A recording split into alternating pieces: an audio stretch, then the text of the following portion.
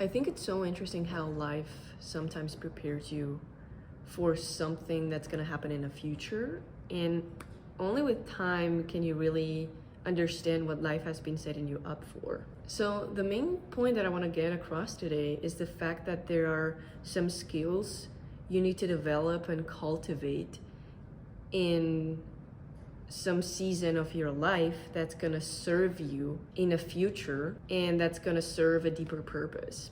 Now, I know this may sound like a philosophical or woo-woo or whatever, but hear me out. Like, I just came to a realization, okay? So if you've seen some of my videos, I'm gonna probably come off as repetitive because I'm gonna explain again what I'm doing and blah, blah, blah. But yeah, so by the way, this is a series, like this video format is a series that I called Thinking Out Loud series, and it's basically just me thinking out loud in different languages about different stuff. So yeah, and the thing is, last year I finished my bachelor's degree in international relations, and before taking another step into my still undefined career, I wanted to learn Hungarian, which is my dad's mother tongue. And I was granted a scholarship to study Hungarian, so that's what I'm doing now. And, you know, it feels unreal and like a dream to be dedicating myself almost full time to something that was a hobby to me for all these years, for like 3 and some months, 3 years.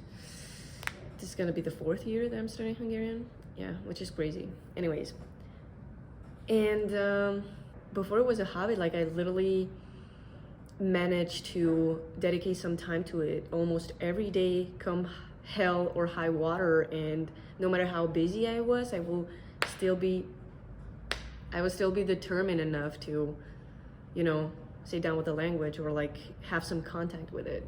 But anyways, my point is, learning Hungarian is way harder than I imagined because, you know, my method was simply having some input, and through intensive reading and just looking up every single word, I was able to sort of understand more and more and expand my understanding. But now I'm learning grammar and I'm learning so much detail about it, and it has like 18 fucking cases, which is insane. So it's way more difficult than what I expected, honestly. But the thing is that thanks to all those years in university studying stuff that I wasn't really passionate about, like I now have the skills to focus on the hard part of learning Hungarian. You know, like I can now push myself to study something that really matters to me, my dad's mother tongue. I can now connect with my, what is this?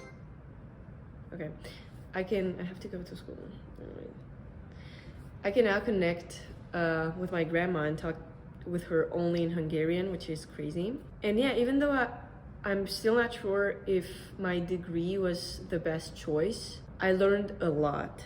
And I'm very grateful for past Chris for going early to the library and staying late at night, sometimes in the same day, just to study like international economics or statistical shit that I wasn't really interested in. Like it was the last thing I wanted to do. But I have to thank that because now I've expanded my comfort zone in a way, and I know kind of what I'm capable of and what my limits are, even though those are expensive every time.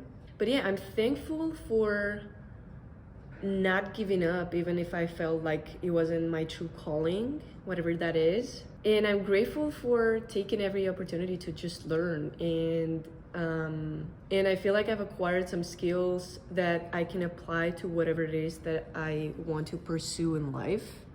And that's very valuable. But also, I am very aware of how much effort I still have to put every day into being this Chris that I want to be, which is a consistent and ambitious woman. Because I'm aware, like, skills are very hard to build up, but they're quick to fade. It's like sort of a muscle. You either use it or lose it. And I still have to push myself to keep expanding my comfort zone, because like just as hard as it is to expand it, it's very easy to get back to being lazy and how I was in high school. Well, I wasn't really that lazy, honestly. Anyways, the point is, whatever it is you're doing now, even if you feel like it's maybe not your true calling, try to learn as much as you can. Don't go halfway. Like, don't just survive. Don't just study as little as you can so then you pass your courses. Like, really try to challenge yourself and acquire the skills that you may need in the future, because that was my mindset, and it's very helpful. Like, now I feel like a very good learner thanks to that, and a very good student. And as I said, it's one of the most valuable skills you can have as a human being. So don't waste your potential. Like, learn broadly and seize every opportunity to develop that skill, or to develop the person you need to be for when your true calling reveals itself. And if you feel like you're on the right path and you're exactly where you're supposed to be, then just give it your best. Like, be as determined as you can. Yeah, that was that's something I learned from my younger self. Like, it's not something I would say to my younger self, it's something that I've learned from my younger self, which is crazy. Anyways,